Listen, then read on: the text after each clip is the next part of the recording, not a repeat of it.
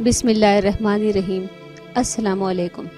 دنیا کے مشکل ترین کاموں میں سے ایک کام ہائی جیکنگ ہے، جس میں کسی بھی ملک کا طیارہ اغوا کرنا اور اس کے ذریعے اپنے مطالبات منوانا ہے۔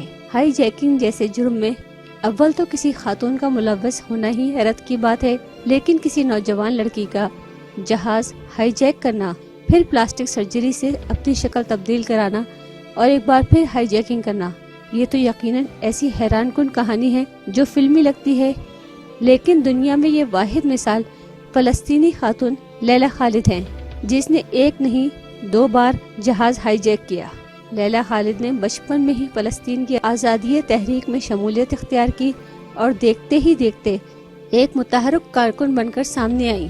لیلا خالد اور ان کے ساتھیوں نے 1968 اور 1971 کے درمیان 4 جہاز اغوا کیے۔ فلسطین لبریشن فرنٹ میں شمولیت اختیار کرنے کے بعد لیلا خالد نے پہلا جہاز 29 اگست 1969 کو اغوا کیا۔ یہ بوئنگ 707 جہاز تھا۔ یہ جہاز اٹلی سے اسرائیل کے دارالحکومت تل ابیب جا رہا تھا۔ اس کے بارے میں یہ اطلاع دی گئی تھی کہ اسرائیل کے وزیر اعظم ادھاک رابن بھی اس فلائٹ کے مسافروں میں شامل ہیں۔ جہاز ایشیا کی فضائی حدود میں داخل ہوتے ہی ایک نقاب پوش خاتون نے جہاز کا کنٹرول اپنے ہاتھ میں لے لیا۔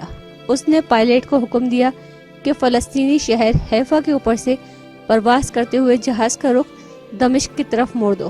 دمشق جانے سے پہلے ہی اپنے جائے پیدائش وطن مالوف حیفا کو دیکھنا چاہتی ہوں۔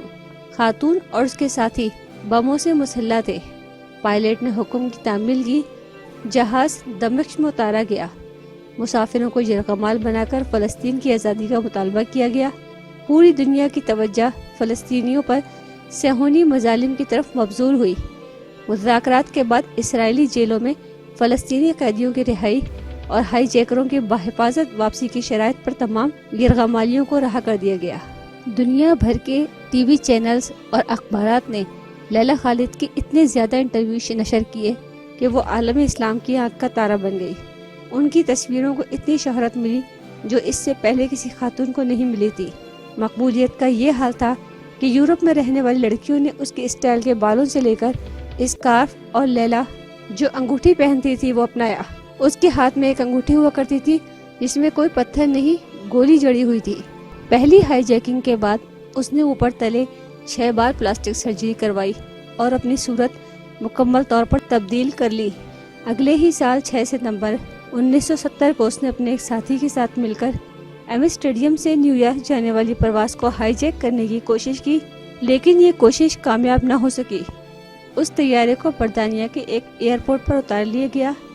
لیلا کے ساتھی کو گولی مار کر ہلاک کر دیا گیا، جبکہ اسے گرفتار کر لیا گیا۔ 1 مہینہ بھی نہیں گزرا تھا کہ فلسطینی جانبازوں نے ایک اور طیارہ اغوا کیا، مسافروں کو یرغمال بنایا، مذاکرات کی میز پر لیلا خالد کی رہائی کا مطالبہ کیا۔ یوں لیلا خالد کو قید سے رہائی ملی۔ اپنی خود نوش سوانح عمری میں انہوں نے اپنی کہانی لکھی ہے۔ یہ دل کو دہلا دینے والی کہانی ہے۔ یہ کتاب 1973 میں شائع ہوئی، جبکہ لیلا خالد کی زندگی پر فلم 2005 میں بنی۔ فلم کا نام لیلا خالد ہائی جیکر ہے۔ ایسی ہی مفید معلومات کے لیے آپ ہمارے چینل کو سبسکرائب اور ساتھ ہی بیل آئیکن کو پریس کریں تاکہ ہر نئی آنے والی ویڈیو آپ لوگوں کو فوری طور پر ملتی رہے۔ اگر ہماری ویڈیو پسند آئی ہو تو آپ اپنے دوستوں اور احباب کے ساتھ ضرور شیئر کریں۔ آنے والی نئی ویڈیو تک ہم آپ سے اجازت چاہتے ہیں۔ اللہ حافظ۔